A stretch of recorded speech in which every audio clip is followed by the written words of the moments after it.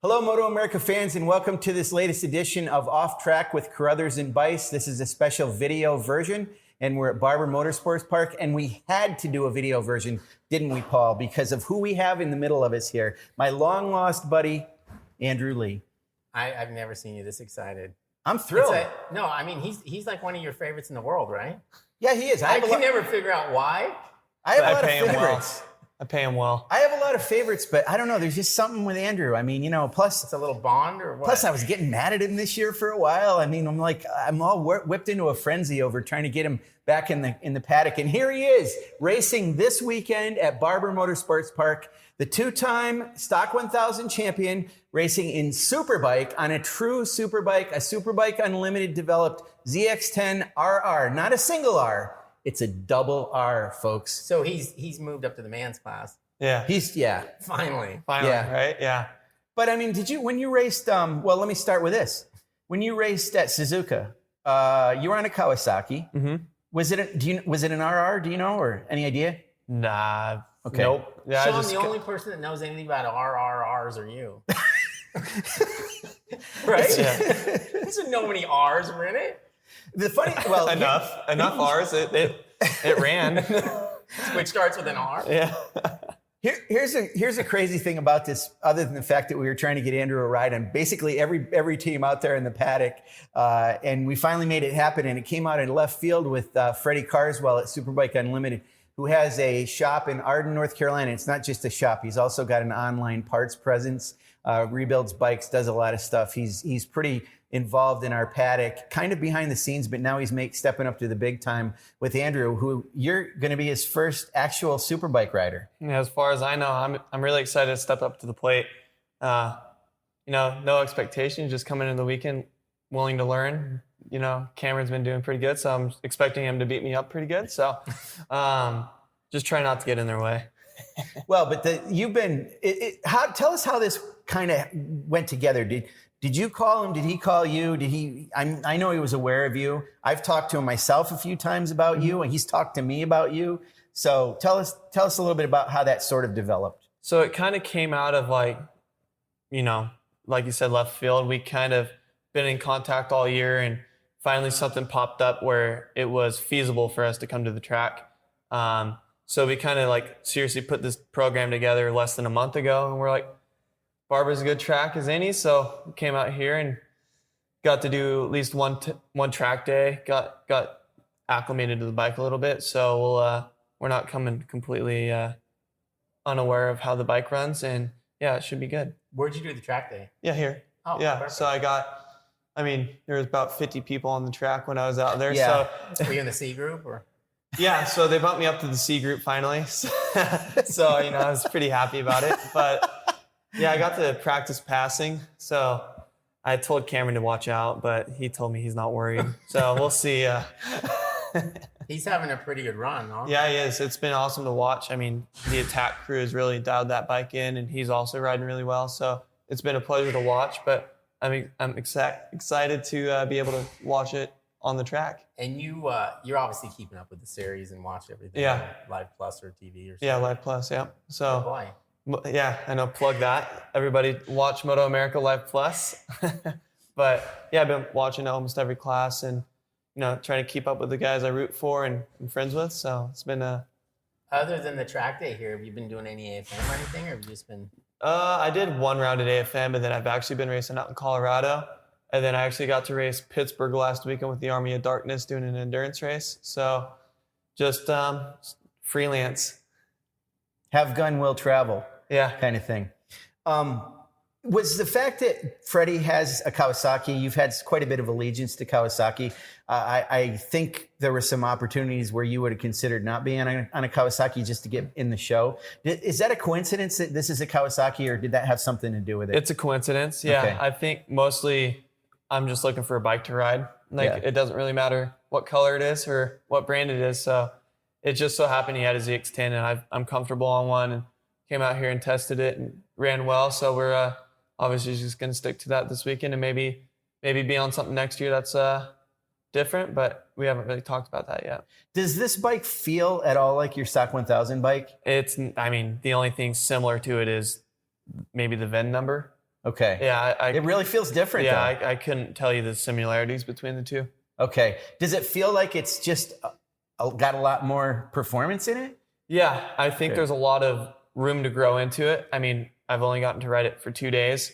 So coming into tomorrow, we're going to have a little bit more of a learning curve, but I think we're in a good spot to kind of start building up from that first track day. And you also brought along Franklin Armory, Jay Jacobson, is good friends with you. That's a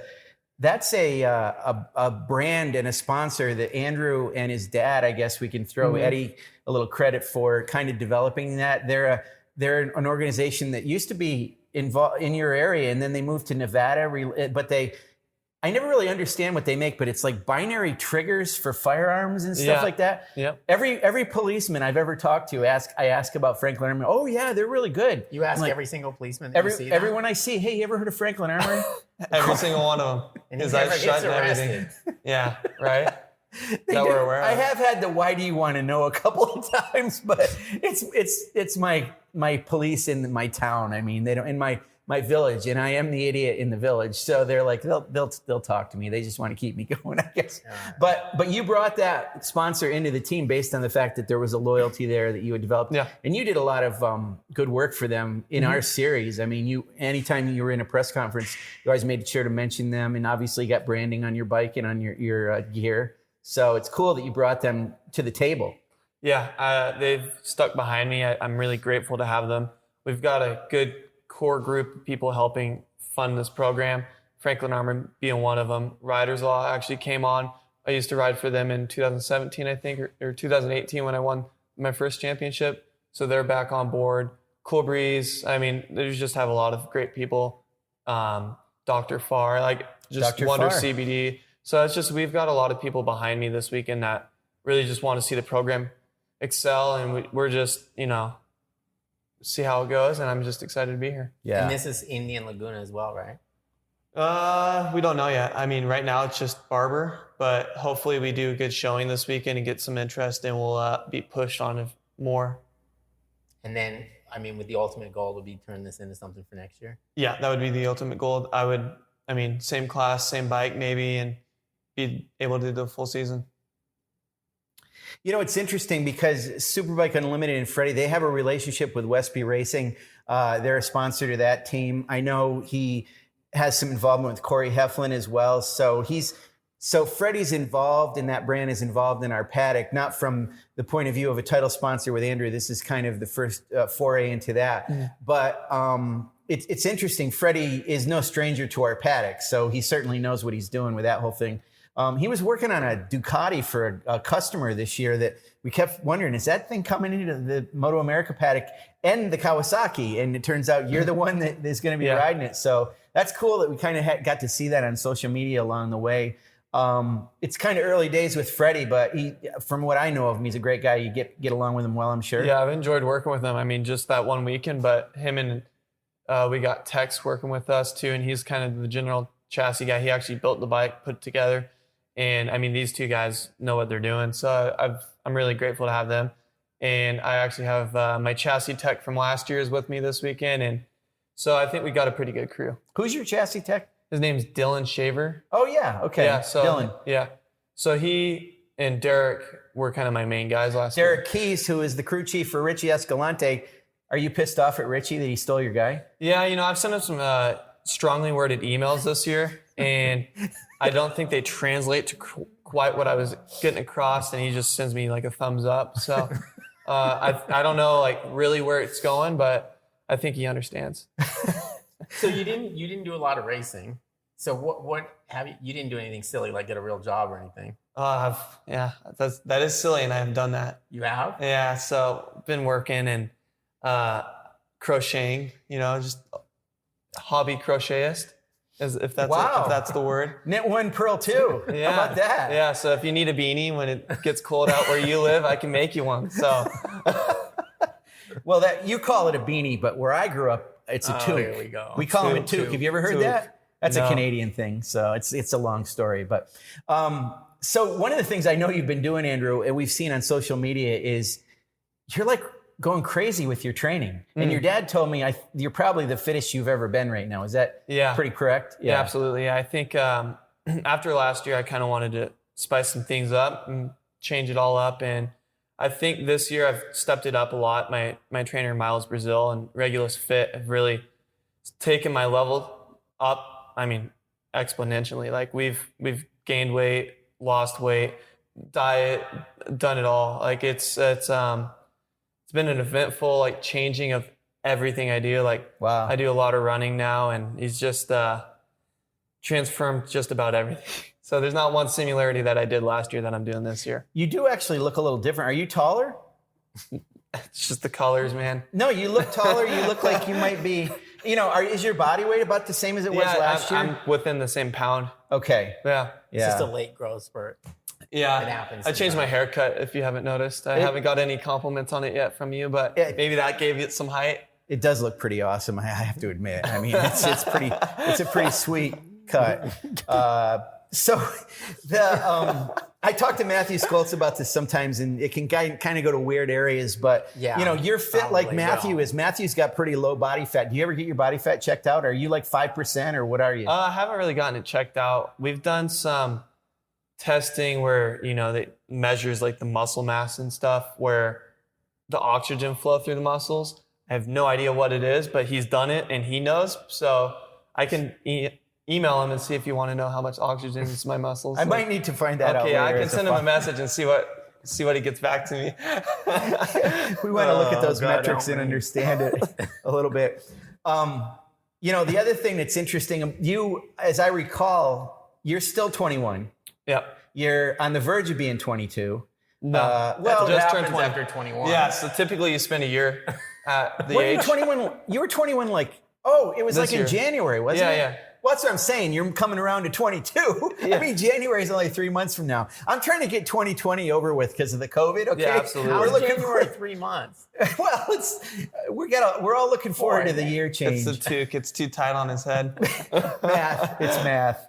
But that's the thing that I'm always amazed about you. When I see you on track, talk to you, we've talked about this many times, is you're still only 21 years old. I mean, you're still very young as a rider, but you've got this sort of, I guess you're an adult, which 21, I guess you would be, but you carry yourself, I think, a little more maturely. But you know this. We've talked about this before. People tell you that. They think you're a lot older, don't they? Yeah, until they see my face. There is. He's 12. Yeah, I make the joke where I think if I did a proper shave, people would probably card me to go to the public library. So, where's your mom at? Like, I'm moved out. No, you're not. Where's your mom? Can we talk about either Anaheim 1 or Anaheim 2? Your 21st birthday. Can we talk about it? Oh, you want to that's talk? a rough one. If you want to avoid, do you want to avoid it? Oh, she just broke my jaw. That's it. End of story. Broke my jaw at Anaheim 1. 21st birthday. He wiped I did it. out. I did it proper. What'd you do? I couldn't tell you. But he laid it on his face. I was walking, yeah. I mean, I wasn't obviously racing Anaheim 1, but, I had a mechanical. Just going down. It just went down. On his 21st birthday. Oh, and man. That was nasty. Was that worse than any injuries you've ever had? It was actually my first diagnosed broken bone. Oh, no kidding. Yeah, From walking, yeah, and I did it proper. I have 5 broken teeth, broke my jaw in 3 places. Was there any drinking involved? I had a couple beers, but it's like what happened was I turned the corner in a crowd. Next thing I know, I woke up on the ground. Just people with you though, I hope, right? I mean, my parents were there, but I was like by myself on the way to the bathroom. And they couldn't find you for a while.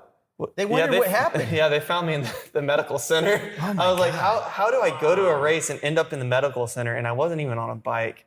You were knocked unconscious. Yeah, it was. I don't honestly people ask me what happened. Nobody and it was punched you or anything? I might have said something witty, like Witty. yeah, something witty, and the ground got me, something got me, and we ended up in the hospital. I took an Uber to the hospital though, so that was pretty cool. Did you hail the Uber? We Ubered to the hospital. The first Uber driver would not pick us up. Second Uber driver was like, "Oh, we feel bad for you," so he took us there, and talking about an eventful area. We were obviously in Anaheim, and there was this kid in there who got dropped off from police, like in handcuffs. They uncuffed him, threw him in the waiting room, and left. Oh my gosh. And then he was like talking about how he was on the news. This is all like hearsay because my parents were like in the room. But apparently like he pulled up Facebook or had somebody pull up Facebook, and it was like an action news story where he stole a car, and like, yeah, it was like eventful, but whatever reason they left him in the waiting room. They just left him like, all right, go get yourself fixed up. So did you get your jaw wired? No. Or not? You weren't? No, thankfully. Oh, because I had a friend that had that. Yeah. Yeah. This guy he got hit by a car on his scooter or something when I was in high school, and he broke his jaw and his leg. So he was in a wheelchair when we graduated. And then the best part was we were feeding him beer through a straw because his jaw was wired. And then he drank so much that he started to get sick. So it was just going out of his gap. Projectile vomiting between. So we had to push him out of his wheelchair because I'm like, he's going to choke, right? But luckily, obviously, it was only liquids in, so it was only liquids out. But anyway. Luckily, yeah. Little known fact, you get drunker when you drink beer through a straw. Seriously, it has to do with the amount of oxygen you're I've always taking heard that, but then I didn't know if it was true. I think it is true. But speaking of Supercross and being there, this is my segue. How about that? You are big into doing moto for training. Are you still doing a lot of it? Not right now. The weather's been pretty bad out there on the West Coast. Oh, yeah. So it's all on fire. Yeah, it's all on fire. So I've been doing this just home workouts and, trying to stay out of the smoke as much as possible. And then in Nevada, it's drier than a bone. So we don't really go out there and do too much of that. So what? Because it gets dusty. You have nothing to get it. Yeah, just hard packed, lots of rocks. Yeah, miserable. Yeah, you don't really want to spend too much time in that. Okay. So is moto something you do kind of more in the wintertime or something? Yeah. Okay. Yeah, typically. Or, when we go to moto track, it's prepped. So, but where I live, there's no moto tracks typically. Right. So it's just free riding. Okay. And before we went to the Ridge, didn't you go to the Ridge with JP and do a I did a school. Yeah. Yeah. We did 2 days up at the Ridge, and yeah, I've been enjoying doing a lot of teaching with Jason.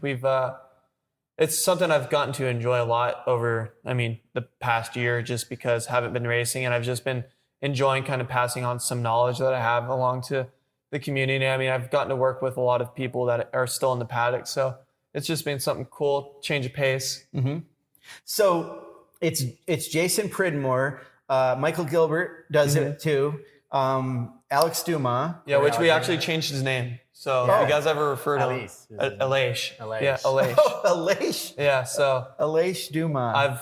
I think I want to do a petition on Instagram and FaceSpace where we can Did you say FaceSpace? Yeah, FaceSpace. I want everyone to vote to change his name on Instagram to Aleix Dumas. Is it that literally Spanish for Alexander or Alex? I don't.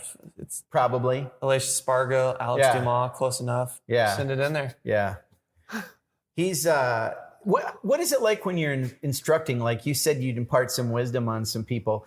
Give us a little something without giving it all away. Like what do you do? What do you talk to riders about? Let's see the wallet real quick before we get too much. See, that's the thing. No. Just give us one little tip. Something. We do a lot. Don't crash. Yeah, don't crash. Don't crash. That's the biggest thing. No, we work a lot with braking techniques. I think that's something that typically as a newer rider or somebody with not too much experience, that's where a lot of people struggle. Just because, naturally we aren't supposed to be riding bikes at 180 miles per hour. So I think a lot of people, break out of fear. They just want to slow down as quick as possible, so they just grab a handful. Mm-hmm.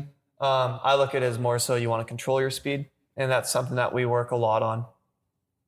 The bike that you're riding this weekend, obviously it's got bigger forks, triple clamp, different, swing arm I'm sure is different.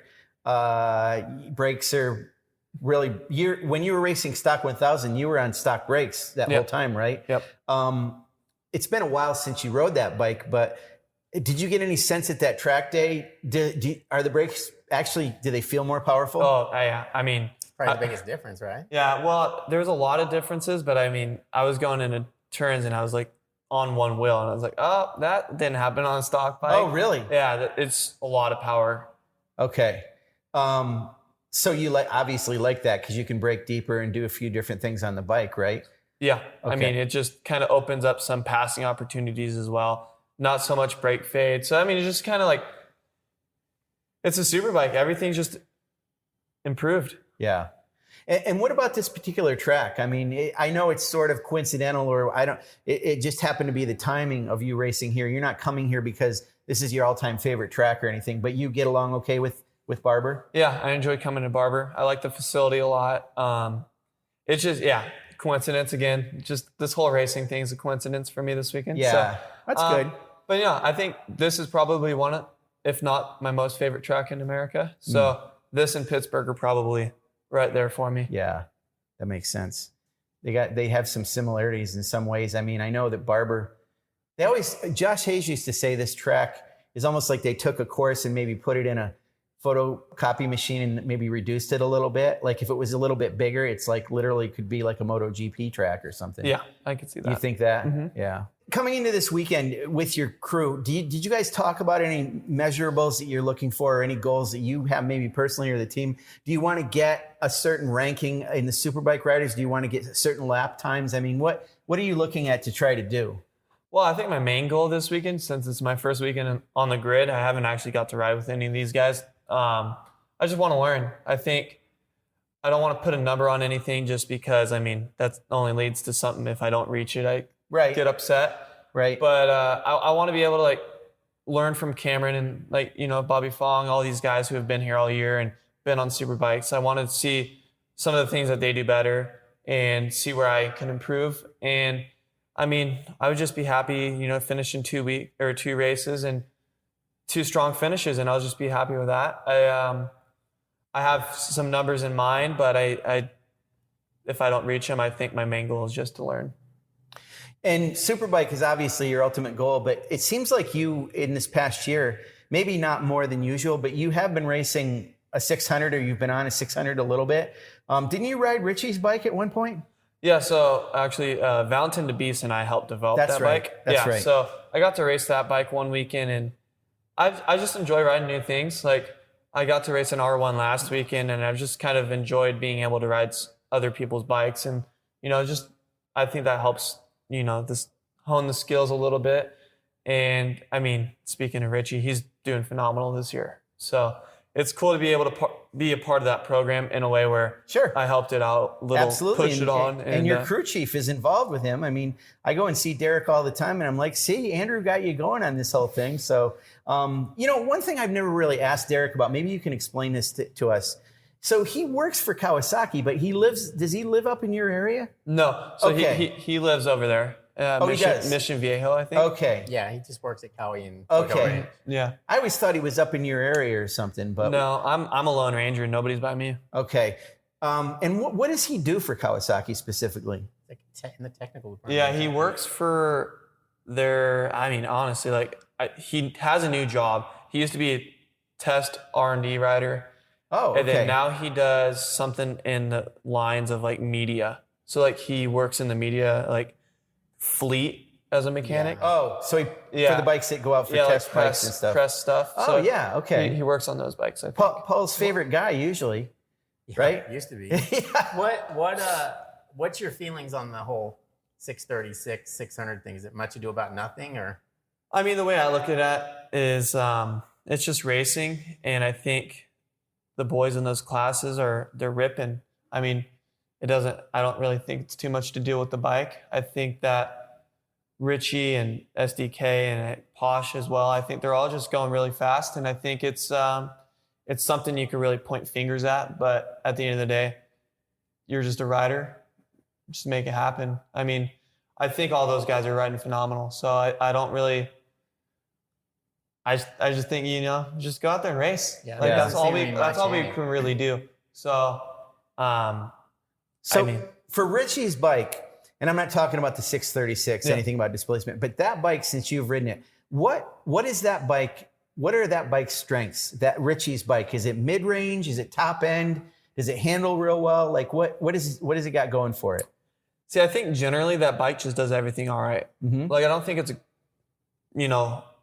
it's just not much better. Yeah. I think it's just a motorcycle, and I think that he's just riding it really well. I don't see something that bike does that's any better than any other bike I've rode. Mm-hmm. I think it has good front end feel from what I remember. Is like that's one thing that I felt like it did really well. But everything else, I feel like it just is generally good. Mm-hmm. Like nothing where it's like, oh, this is so much better. I think Kawasaki just made that to be like a good street bike. All around, yeah. But they didn't, I don't think they made it. No. They didn't design it as a race bike. Right. I mean, they just wanted this good all-around middleweight motorcycle for people to buy, and it's under $9,000 or something. I mean, I think that's what the target was with the whole thing. Well, from what my understanding is, talking to Derek, and he might know a thing or two since he works there, but so the 600 was a model that used to be homologated in America, but they took that out. They brought the 636 in to replace it for emissions. I don't know why a 636 for emissions, but that's just what they did. Right. Yeah, so that's why it's not homologated anymore, because it's only a European-based model. Okay. And like Paul said, I mean, the price is amazing. And it's funny because Richie has obviously turned it into a winner. It's been around in some aspect for a little while. They had him at Daytona, and you'd think a bigger displacement at Daytona, you'd see some advantages there. But it's taken Richie on that bike to really kind of make it shine. So, but still people aren't running out and getting that bike and saying, oh, let's all have 636s. We can buy one for under $10,000. Yeah, so. I think if it was as big of a deal as some people make it, would be an obvious bike to be on, and I think people would have changed already. Yeah. So I mean it's a touchy subject. Right. No, it is. It is. I'm glad I didn't bring it up. Yeah. I'm on a Superbike. It's got how many cc's? 999. Yeah. So I mean that's all I know. Right. So it's fine.